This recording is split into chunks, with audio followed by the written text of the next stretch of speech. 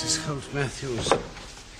We've heard a good deal in this case about your daughter's unquestioning obedience to your husband.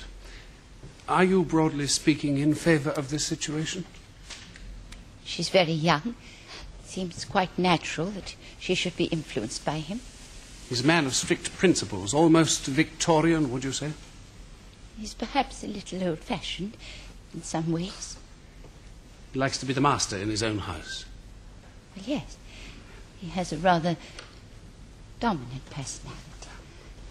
Mrs. Holt-Matthews, when your daughter fainted... Now, you say you noticed no injuries. You say you helped to carry her into the surgery. Now, could you describe to the court what your feelings were? Yes. Of course, I was very concerned. But concerned or not, you went back into the kitchen to prepare supper. Perhaps it does sound strange, but I didn't want to get in my husband's way. While he was doing what? Whatever needed to be done. Did the doctor suggest that you should keep out of his way? I can't remember. I think he told me to get his supper. Yes. Now, when you returned with the doctor's supper tray, you told the court that you put it down outside. Yes. But you were very concerned, Mrs. Holt-Matthews. Your daughter could have been seriously ill. Why didn't you go in and see how she was getting on? Surely that would have been the natural reaction of a mother. Yes, but you see, I couldn't. You couldn't? The door of the surgery was locked. It was locked? The doctor locked the door from the inside? I suppose so, yes. So during the time they were in the surgery, you had no idea what was going on because your husband had deliberately locked you out? Mr. Elliot, all that the witness can tell us is that the door was locked. She is not competent to tell us what the doctor's motives may have been. My lord, I did not mean to imply... You said deliberately, Mr. Elliot. The witness cannot possibly know whether the doctor's action was deliberate or not. Please, your lordship. Let us come to the events of June the 29th. Now, you say that Mr. Maitland came unexpectedly to the front door. How do you know that? My husband told me. You didn't see him? No. Did you hear his voice? No, I was in the lounge. You didn't hear any kind of quarrel going on? No, I just heard someone at the door, that's all. According to your husband's evidence, he and Mr. Maitland were having a heated argument on your doorstep. Now, are you sure you didn't hear Mr. Maitland demanding to see Gail? No, I didn't hear anything at all. You didn't hear him asking what had happened to the baby? No.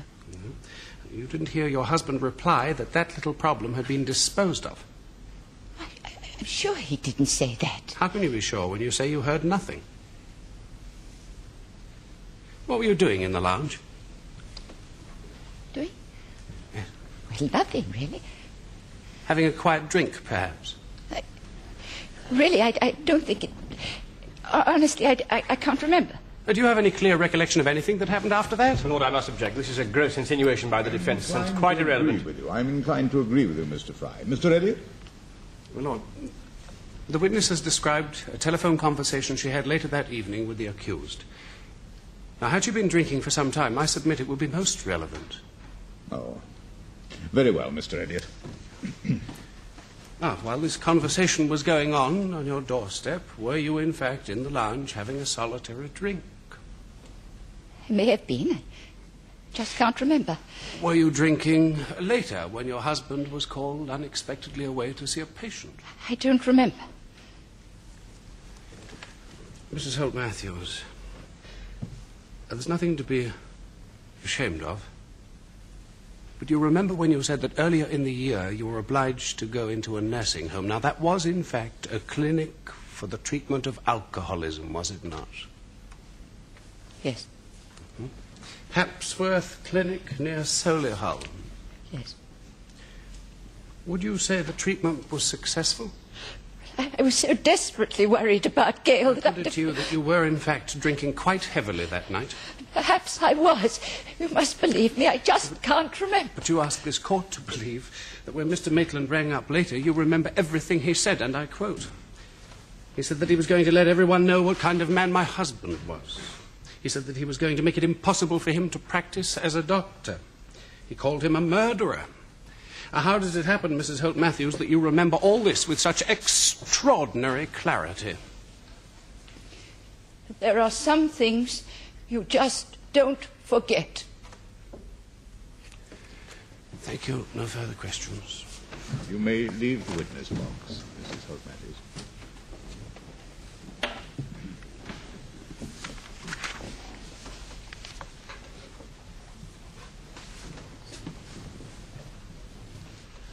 Now tell me, Mr. Maitland, during these visits to Gale's home, were you on good terms with Dr. Holt Matthews? Well, he was always very pleasant to me when there were other people around. I think he was rather pleased to have me playing on his court. He used to ask all his friends in. Rather embarrassing, really. Showing you off, in fact. I don't think he meant it like that. He's just mad keen on tennis. But somewhat less mad keen, perhaps, when he found out about your relationship with his daughter. I don't think he realized anything was going on, until, of course, he found out that Gale was pregnant. That's why it was such a shock. When did you first hear about the pregnancy? When I got back from the States, just before Wimbledon. I telephoned the house several times, but every time I spoke, the line went dead. That was when the doctor or Mrs. Holt Matthews answered the phone. At first, I thought there was something wrong with the phone, but after a time, it became evident that they weren't speaking to me. Had you any idea why? Not really. But you finally did manage to get through to Gale? Yes, and of course she told me about it. Told you what, Mr. Maitland? That she was going to have a baby, my baby. Having received this news on the telephone, did you make arrangements to meet with her? No, because I had my first match the next day, so I couldn't go up to Fulchester. Gale said that she'd try to get away and come to Wimbledon. In fact, she asked me to get her some tickets. Did she come to Wimbledon? No. Did you telephone her again? No, because she'd begged me not to. She said that she'd had an almighty row with her father and that it would only make matters worse. So all the time you were playing in that championship, you were expecting Gale to turn up? Yes, I was looking around for her, but she never arrived. What effect did this have on you, Mr. Maitland? Well, I don't want to make any excuses, but frankly, in my opinion, it absolutely wrecked my game. I'm always rather keyed up, and what with wondering where she'd got to, I just couldn't concentrate. It's understandable. Nevertheless, you reached the semi-finals. Yes, and I shall never know how, because apart from anything else, I was having a very bad time from the press. They used to hang about in my hotel in the evening, hoping that I'd turn up in the bar. One of them even sent a girl up to my room. You see, they have this strange idea that all tennis players are sex-mad drunks. So, by the time I got into the centre court the next day, I was as jumpy as a cat, and when a linesman gave a decision I didn't like, well, I just blew up. And you walked off the court? Yes, I'm ashamed of it now, but at the time I just couldn't go on. I just had to see Gale and find out what was happening.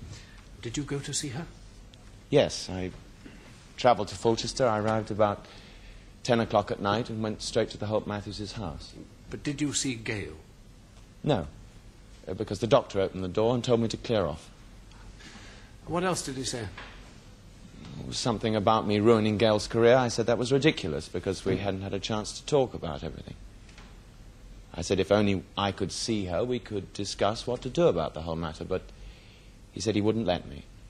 And he said that she didn't want to see me either. Did he say anything about the baby? Yes. He said that that little problem has been disposed of. Mr. Maitland, are you quite sure? That little problem has been disposed of? Yes, that is exactly what he said.